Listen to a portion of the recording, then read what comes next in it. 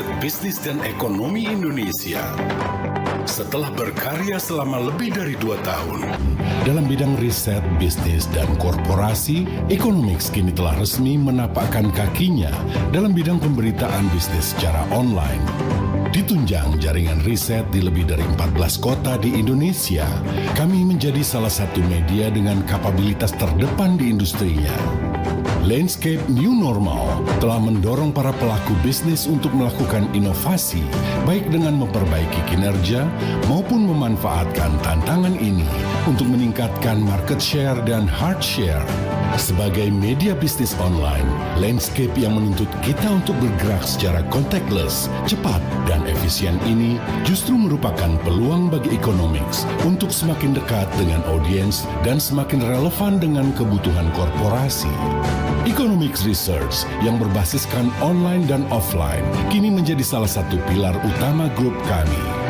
Melalui berbagai studi, antara lain brand reputation, customer satisfaction, dan business strategy, Economic Research menggariskan diferensiasi kami sebagai media pemberitaan yang bukan hanya up-to-date, tetapi juga ditunjang kajian yang presisi dan lebih mendalam. Kekuatan kami dalam riset online telah memungkinkan kami untuk tetap memenuhi kebutuhan klien korporasi dalam masa new normal ini. Kebutuhan akan human resources development pada sektor korporasi dan pemerintahan di Indonesia mendorong Economics untuk mengembangkan sayap bisnis ke dalam bidang pelatihan leadership, management, dan business skill. Economics Training, salah satu unit usaha kami, mendesain kerjasama dengan berbagai sekolah bisnis ternama di dunia untuk memberikan executive education program paling mutakhir di tanah air. Keterbatasan pelatihan dalam masa new normal telah mendorong Economics untuk menjalankan puluhan webinar dan training online yang inovatif. Adalah visi dan komitmen kami untuk membawa Economics menjadi salah satu perusahaan anak bangsa yang berkibar di mancanegara. New normal telah mendorong proliferasi gaya hidup dan bisnis digital, di mana kebutuhan akan media online telah meningkat secara pesat. Tahun 2020 akan menjadi milestone kedua dalam perjalanan Economics. Melalui jejaring yang luas, Economics akan melakukan ekspansi di beberapa negara Asia, antara lain Malaysia dan Singapura, China dan Vietnam, serta Taiwan, Jepang, Thailand, dan India. Kerja keras dan idealisme disertai dukungan yang luar biasa dari partner dan klien telah memberikan kepercayaan diri yang tinggi dalam mengejar cita-cita kami menjadi salah satu media dan institusi riset ternama di Indonesia. Economics, Leading Disruption Economy.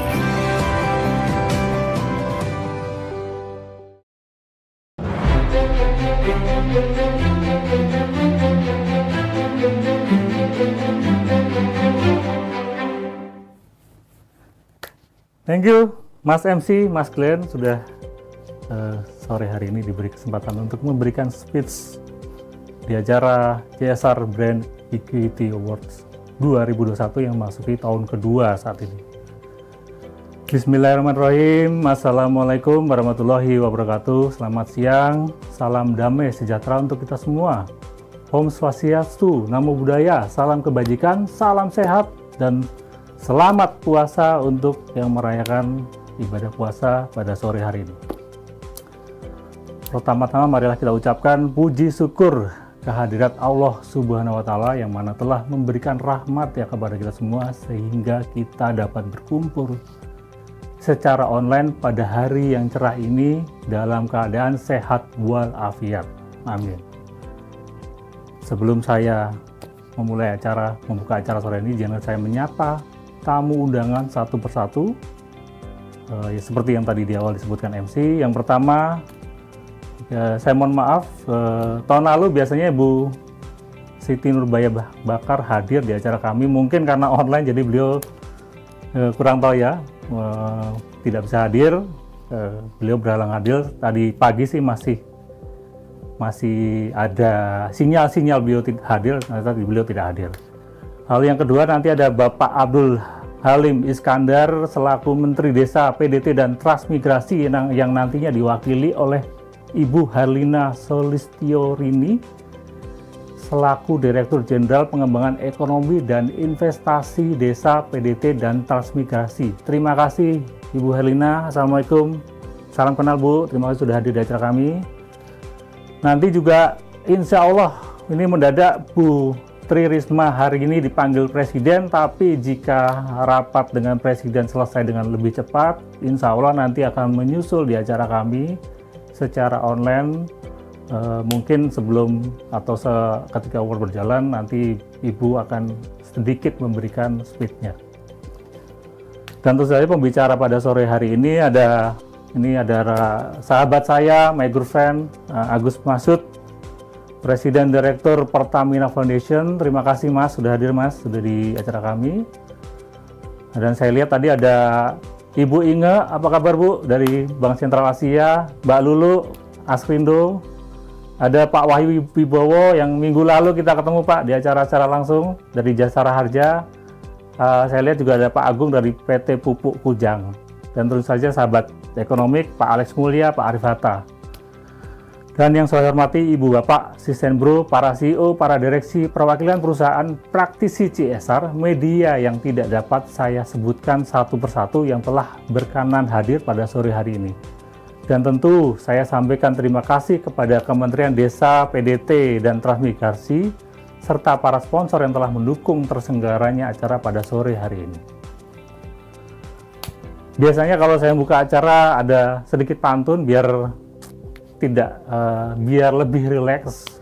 Sore hari ini banyak ikan terkena pukat, ada juga tersangkut kura-kura. Dengan CSR membantu masyarakat biar Indonesia maju dan sejahtera. Tadi gelap, kini telah cerah. Jemurlah kain, jangan dilipat. Pemanfaatan CSR harus terarah biar dipergunakan secara tepat. Bapak Ibu, Brother dan Sis, saya sangat gembira sore hari ini kembali bertemu dengan Bapak Ibu dan Bro dan Sis secara online. Kebetulan minggu lalu kami sempat mengadakan acara secara hybrid, live dan online. Meskipun sebagian masih hadir secara online, dan sebagian berani memberikan diri untuk offline yang pada hari minggu lalu, dan mungkin sebagian sore ini hadir juga, yang hadir di acara minggu lalu hadir juga pada sore hari ini. Mungkin ini kalau kita online itu sebuah kejenuhan ya, tapi COVID ini bikin kita terus menjaga jarak secara online, apalagi ada virus baru dari India, itu bikin kita tambah parno ya Bapak Ibu sekalian. Jadi sekali lagi salam kenal, sekali lagi untuk Bapak Ibu dan Bro dan Sis, dan salam silaturahmi untuk Bapak Ibu sekalian. Bapak Ibu, Bro dan Sis, saya ingat betul kata-kata seorang filantrop Indonesia saat ditanya kenapa filantrop Indonesia ini,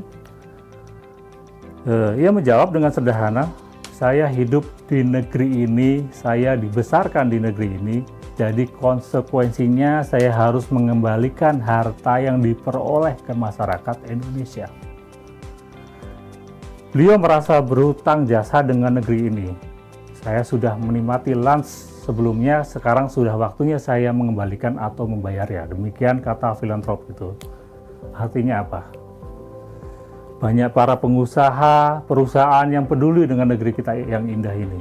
Salah satunya mungkin nanti kita lihat nih ada Mas CEO Pertamina Foundation. Beliau sangat peduli dengan kondisi negeri kita saat ini.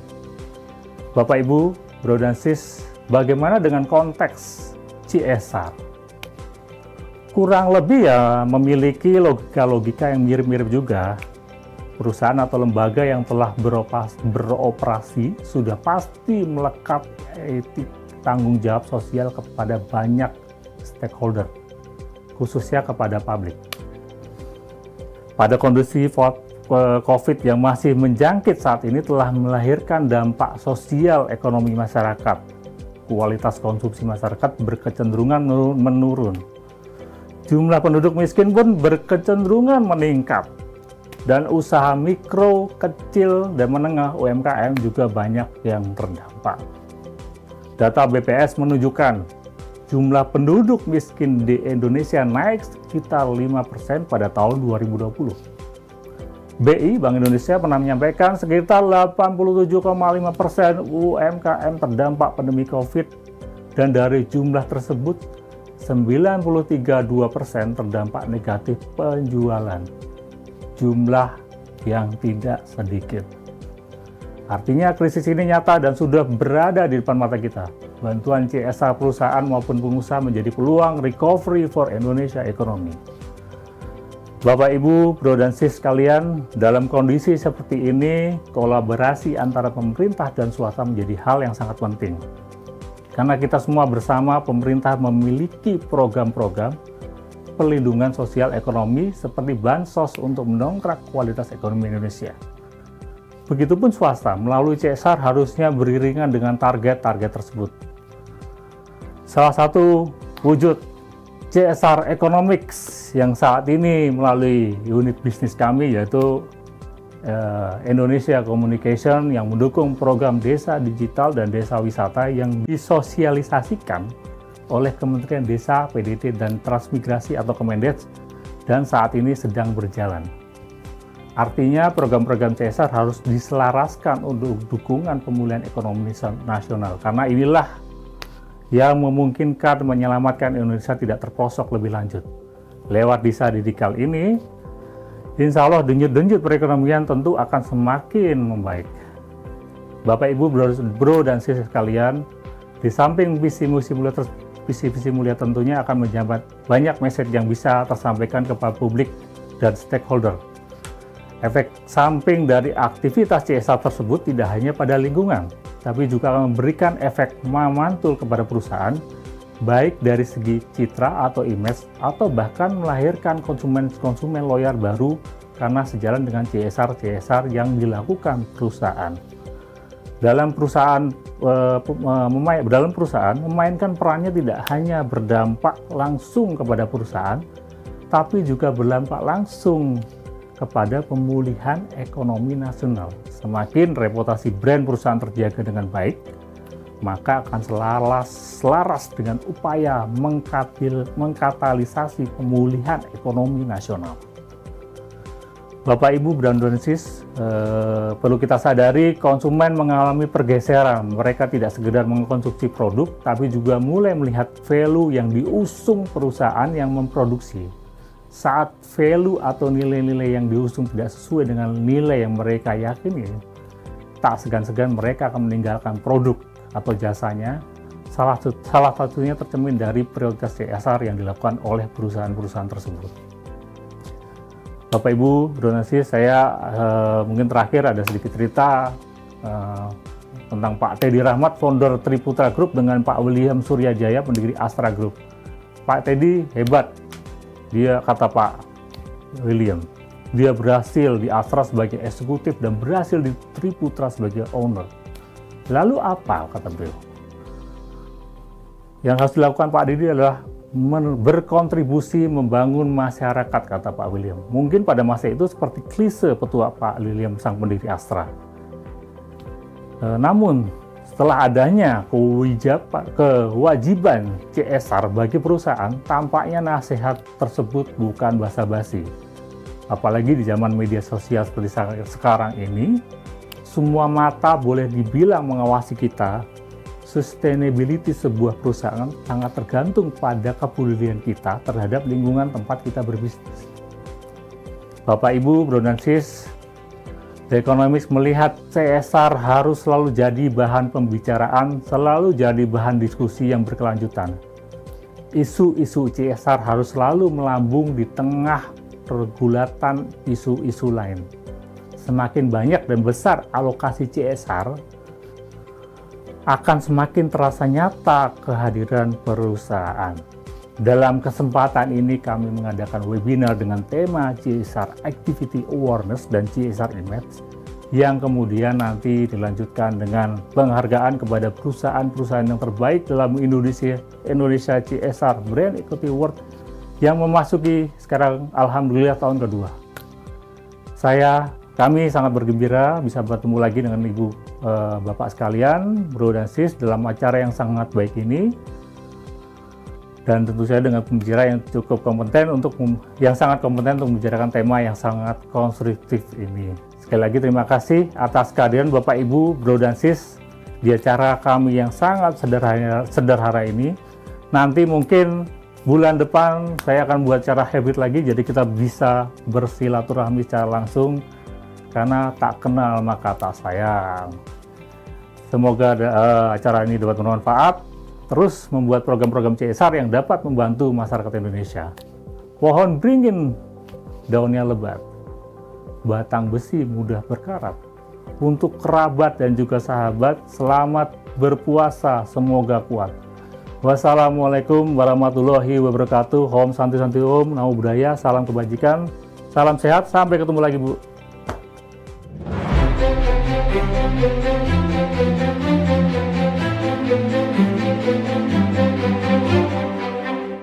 Baiklah, Bapak Ibu sekalian, selanjutnya juga kita akan mendengarkan paparan yang setelah ini juga sangat penting sekali, karena tadi saya sempat mengobrol bahwa tentunya banyak informasi yang sangat bermanfaat yang bisa kita simak.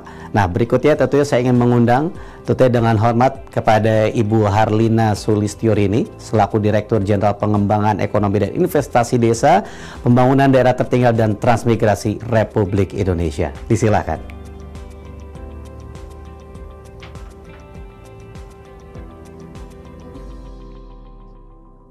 Terima kasih, Mas.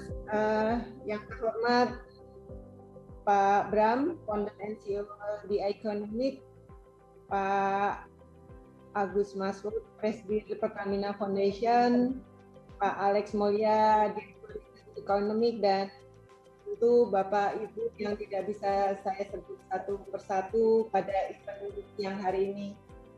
Terima kasih. Permohonan maaf sebelumnya dari Bapak Menteri, seyogyanya beliau ingin sekali hadir di tengah Bapak dan Ibu, tapi karena ada tugas yang tidak bisa beliau tinggalkan sehingga menugaskan ke kami. Baik Bapak dan Ibu, tentunya pada siang ini kita mengucap syukur dulu kehadirat Allah Tuhan Yang Maha Esa, karena kita masih diberi kesempatan untuk bersama-sama menghadiri acara ini dan kita mendiskusikan hal-hal yang memang strategis untuk kita bahas. Bapak dan Ibu, izin kami memperkenalkan sebagai Kementerian Desa yang mempunyai tugas mengembangkan desa, tentu kami fokus untuk pengembangan kelembagaan ekonomi di desa. Jadi untuk event kali ini memang kami ingin sedikit meng-highlight terkait dengan INDES sebagai potensi pengembangan ekonomi desa yang tadi juga sudah disampaikan oleh Bapak Bram, bagaimana dengan kondisi pandemi ini kita tetap harus bisa bertahan. Bapak dan Ibu yang saya hormati, sebagaimana kita ketahui bersama bahwa kita di Indonesia ini ada hampir 75.000 desa. Dan ini menjadi tugas kita bersama untuk tetap mengembangkan, tetap menjaga perekonomian di pedesaan. Kementerian Desa sudah membuat kebijakan dalam pengembangan pedesaan ini melalui SDGs, melokalkan SDGs, yaitu mengembangkan 17 tujuan di dalam SDGs ke desa-desa yang diantaranya adalah kemitraan. Kemitraan ini adalah sangat relevan yang kita bahas pada siang hari ini, sehingga nanti kita bisa bersama-sama, dan saya juga mengajak Bapak dan Ibu semua dari perusahaan, BUMN maupun swasta untuk sama-sama mengembangkan di desa melalui program CSR ataupun kemitraan. Selain itu, kementerian juga mengembangkan satu kurs kembali atau satu kurs lagi untuk mengadop terkait dengan kebijakan lokal desa. Jadi, yakni kelembagaan desa yang dinamis dan budaya desa yang adaptif. Bapak dan Ibu yang saya hormati, terkait dengan pemulihan ekonomi ini tentu kita semua harus sama-sama terlibat. Salah satu upaya yang dikembangkan atau kita lakukan di Kementerian Desa adalah dengan mengupayakan perekonomian di desa melalui berbagai cara, berbagai strategi. Di antaranya adalah melalui penggunaan dana desa. Dan tentu di situ juga kami mengoptimalkan untuk merevitalisasi terkait dengan badan usaha milik desa, kemudian juga melakukan digitalisasi ekonomi desa melalui menggandeng e-commerce. Tadi juga sudah disebutkan oleh Pak Bram, bagaimana juga kami sudah bekerja sama untuk meningkatkan digitalisasi di tingkat desa, dan tentu ketahanan pangan perdesaan perlu kita kawal, kita dampingi agar tetap survive, dan yang terakhir kita mengoptimalkan masyarakat melalui padat karya tunai desa. Dan ini terakomodir dalam prioritas penggunaan dana desa 2021 melalui Permen Desa 13 terkait dengan pencapaian SDG desa. Di sini kita semua bisa melihat bagaimana kami berupaya, kementerian kami berupaya untuk melakukan pemulihan ekonomi nasional melalui pengembangan desa, kemudian pengembangan program prioritas nasional sesuai kewenangan desa, dan tentu kita tetap menjaga adaptasi kebiasaan baru melalui desa aman COVID. Bapak dan Ibu yang saya hormati, tentunya kami ada beberapa komponen yang kami inginkan untuk tetap mengawal pembangunan pedesaan melalui revitalisasi BUMDes. Ini yang pertama adalah pendampingan, kemudian dukungan permodalan, peningkatan jaringan, dan faktor koordinasi. Kami ingin sampaikan di sini, dan kami sangat berharap Bapak dan Ibu bisa nantinya juga ikut terlibat langsung dan lebih meningkatkan. Saya yakin memang sudah banyak yang terlibat di pengembangan desa melalui BUMDes, tapi saya berharap lebih banyak lagi Bapak dan Ibu yang akan mengembangkan, menginvestasikan, menunjukkan CSR PKBL-nya ke desa-desa untuk menguatkan daerah-daerah desa dan pinggiran. Bapak dan Ibu, kami menyampaikan bahwa dari 74.961 desa, untuk badan usaha milik desa yang sudah ada atau sudah registrasi, karena kami mengembangkan sistem registrasi online untuk BUMDes. Ini per April kemarin, akhir April sudah ada terdata 41.000 lebih BUMDes. Artinya hampir 41.000 lebih desa-desa itu sudah mempunyai kelembagaan ekonomi desanya. Dan ini tentu satu hal yang seandainya Bapak dan Ibu dengan CSR atau PKBL-nya atau mengajak kerjasama dengan teman-teman di pedesaan, kita desa-desa insya Allah sudah siap. Karena dengan adanya Undang-Undang Ciptaker nomor 11, kemudian PP 11 2021 terkait BUMDes, BUMDes ini sudah berbadan hukum. Sehingga nanti kalau seandainya Bapak dan Ibu mengajak kerjasama, kita akan sangat bergembira dan akan sangat memfasilitasi Bapak dan Ibu untuk masuk ke desa. Kemudian kalau kita lihat dari produk usaha yang ada di desa, ini juga berbagai macam. Jadi hal ini yang nantinya kalau sesuai dengan apa yang akan dikembangkan atau menjadi fokus dari CSR masing-masing perusahaan, kami atau desa-desa sudah siap. Secara detail masing-masing wilayah ini kita sudah ada datanya terkait badan usaha milik desa yang sudah berkembang di masing-masing desa, dan ini per provinsi juga sudah ada data yang total ada 41.857, dan ini tersebar mulai dari Sabang sampai Merauke, mulai dari ujung barat sampai ke ujung timur, dan masing-masing sudah terdata. Hanya memang di wilayah tertentu, terutama Maluku dan Papua, ini masih perlu kami perlu support atau perlu push lagi untuk lebih mengembangkan BUMDesnya. Kemudian kebijakan lain yang kami juga menjadi prioritas kita di Kementerian Desa adalah peningkatan koordinasi dan kemitraan. Dan ini kita lakukan dengan semua elemen, baik itu perguruan tinggi, antar kementerian, pemerintah provinsi, kabupaten, BUMN, Himbara, kemudian mitra pembangunan, ini kita lakukan semua. Dan di sini hanya sebagian kecil Bapak dan Ibu, saya mohon maaf kalau belum tertulis semua yang sudah kita kerjasama, termasuk ekonomi, kemudian PT Asrat, kemudian juga Mandiri, BRI, dan sebagainya yang sudah melakukan komunikasi dan koordinasi yang belum masuk atau belum kami set di situ. Kemudian secara teknis kami ingin memberikan satu contoh, ini sekilas saja Bapak dan Ibu, dan tidak semua yang kami sampaikan karena memang sudah banyak perusahaan yang melakukan kerjasama dengan desa atau BUMDes. Ini adalah salah satunya. Karena ini kami menganggap kerjasama ini bisa menjadi salah satu piloting atau menjadi landasan yang bisa kita replikasi di tempat yang lain, yaitu dengan PT Vale Indonesia. PT Vale Indonesia ini sebagai implementasi jadi CSR-nya, mereka mengembangkan 10 kawasan perdesaan di Kabupaten Luhut Timur. Next slide. Nah, di Luhut Timur ini CSR-nya PT Vale ini bekerja sama atau difasilitasi oleh Kementerian Desa, mulai menyusun dari rancangan perencanaan apa yang menjadi sumber daya yang ada di desa-desa tersebut, kemudian bagaimana pengembangannya dan bagaimana pemasarannya. Dan yang salah satu masalah yang selama ini kita ketahui adalah terkait dengan pasar atau marketing, dan di sini PT Vale ini membuat gerai atau semacam kurasi yang isinya adalah produk-produk unggulan yang dikembangkan dari desa. Kemudian pasarnya adalah karyawannya. Jadi karyawan PT Vale ini ada 3.000 orang, dan masing-masing karyawan ini akan mendapatkan voucher dari PT Vale untuk membeli produk-produk hasil desa dari CSR-nya mereka. Jadi ada lada, ada snack, dan ada termasuk ada beras segala. Dan ini adalah salah satu hal yang ingin kami ajak Bapak dan Ibu untuk mengembangkan model-model CSR PKPA yang seperti ini. Sehingga nanti juga dari indikator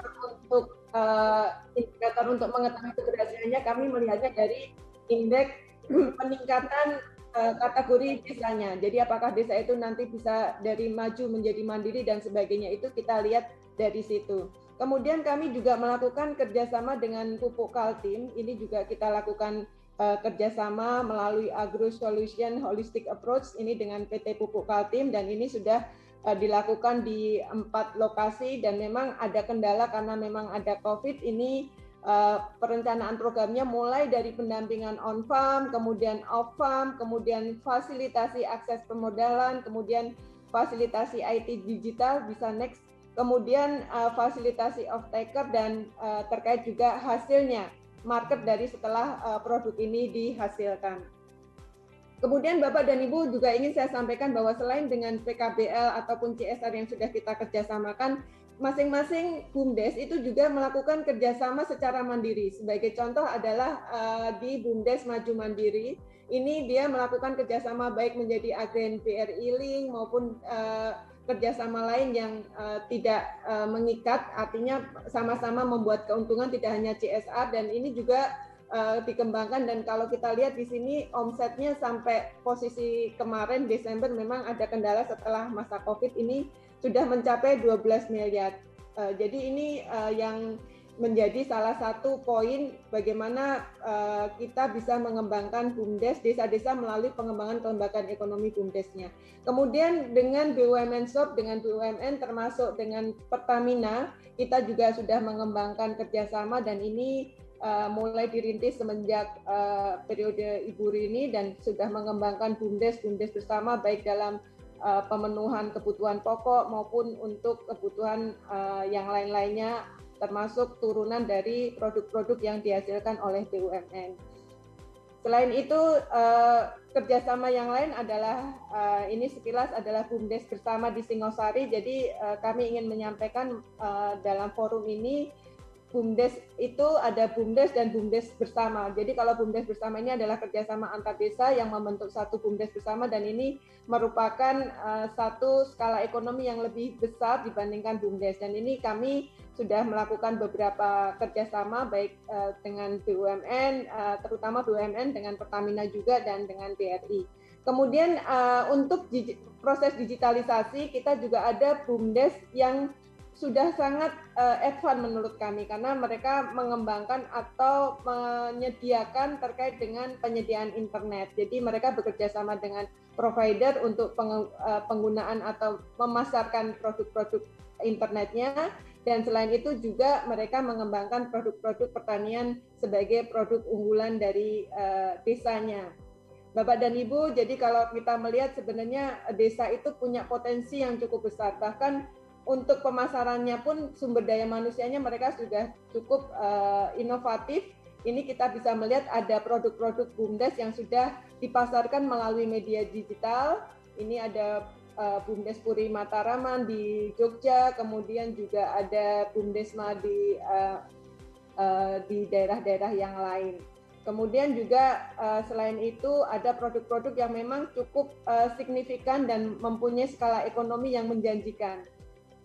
Ini juga ada produk kopi, kemudian tapioka, dan terakhir tentunya kami sangat berharap apalagi dengan arahan Bapak Presiden yang menyatakan bahwa tentu sinergi yang kuat akan bisa membangun desa mulai dari pinggiran dan akan bisa sama-sama melewati badai pandemi dengan selamat. Kami berharap Bapak dan Ibu semua bisa nantinya masuk ke dalam desa-desa, mengembangkan desa bersama kita, dan kita berharap Indonesia akan lebih maju dan lebih berkembang. Terima kasih Bapak dan Ibu, apa yang bisa kami sampaikan, dan kami tentu kembali lagi kami dengan senang hati akan bekerja sama dengan Bapak dan Ibu semua. Terima kasih, mohon maaf apabila ada yang kurang berkenan. Wabillahi taufiq wal hidayah. Wassalamualaikum warahmatullahi wabarakatuh. Waalaikumsalam warahmatullahi wabarakatuh. Terima kasih banyak Ibu Harlina atas paparannya yang begitu lengkap. Tentunya jadi sama-sama kita mengetahui bahwa perkembangan dari desa-desa yang sudah dilakukan sejauh ini justru memang membuat desa sekarang makin terlihat, digitalisasi di masing-masing desa itu makin terlihat ya. Apalagi kalau misalkan di daerah saya juga sekarang untuk tempat kumpul yang ada internetnya juga sedang digalakan oleh dari RT RW, walaupun tetap dengan prosedur protokol kesehatan diterapkan ya. Terima kasih banyak tentunya. Semoga tentunya dari kegiatan yang sudah dan juga rencana yang diselenggarakan oleh kementerian ini bisa didukung oleh peran-peran perusahaan-perusahaan swasta yang bisa membantu lagi untuk masyarakat menjadi lebih baik lagi.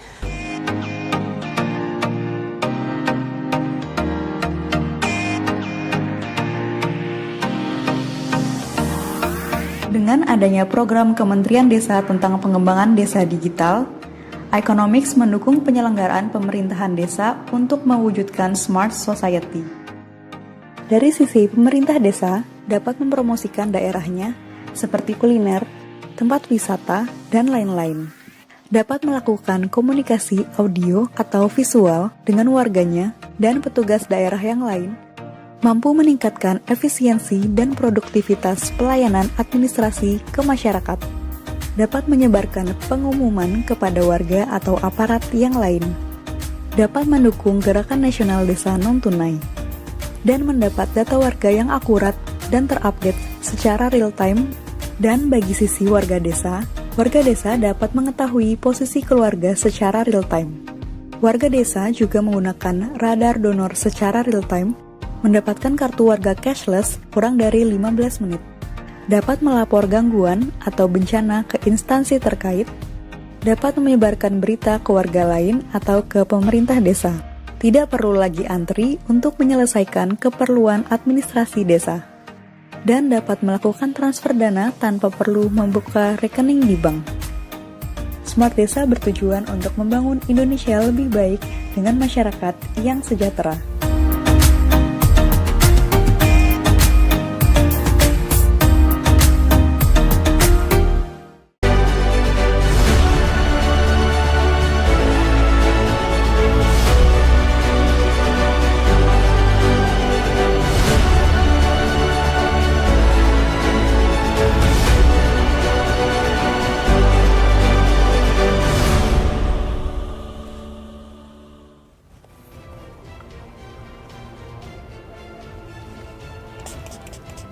Bapak Ibu sekalian, Pak Bram S. Putro, dan tentunya Bapak Alki Mulya yang nanti akan memberikan penghargaan secara virtual. Dan penghargaan pertama diberikan kepada Kementerian Desa Pembangunan Daerah Tertinggal dan Transmigrasi Republik Indonesia. Dan kami mengundang dengan hormat kepada Ibu Harlina Sulistiorini untuk dapat menerima penghargaan secara virtual sebagai Direktur Jenderal Pengembangan Ekonomi dan Investasi Desa, Daerah Tertinggal, Pembangunan Daerah Tertinggal dan Transmigrasi Republik Indonesia. Halo, assalamualaikum, Bu Elina. Assalamualaikum warahmatullahi wabarakatuh. Waalaikumsalam. Sehat ya Bu ya? Alhamdulillah. Alhamdulillah. Economics sebagai media ekonomi kita juga support Bu for Smart Desa yang menjadi program Kemendes.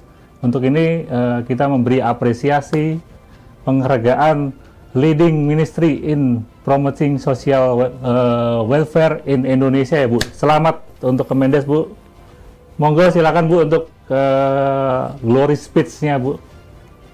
Terima kasih Pak, terima kasih Bapak dan Ibu, terutama dari The Economic untuk penghargaan ini. Saya mewakili seluruh jajaran Kementerian Desa, PDT dan Transmigrasi Republik Indonesia mengucapkan terima kasih untuk penghargaan ini, dan tentu penghargaan ini akan lebih membangkitkan semangat kami untuk membangun desa. Dan kita semua tentu, dan saya mengajak Bapak dan Ibu semua membangun desa, karena membangun desa adalah membangun Indonesia. Amin. Terima kasih Bu. Sekali lagi tentunya kepada Kementerian Desa, Pembangunan Daerah Tertinggal dan Transmigrasi Republik Indonesia. Terima kasih banyak kepada Ibu Harlina Sulistioriri dengan title Leading Ministries in Promoting Social Welfare in Indonesia.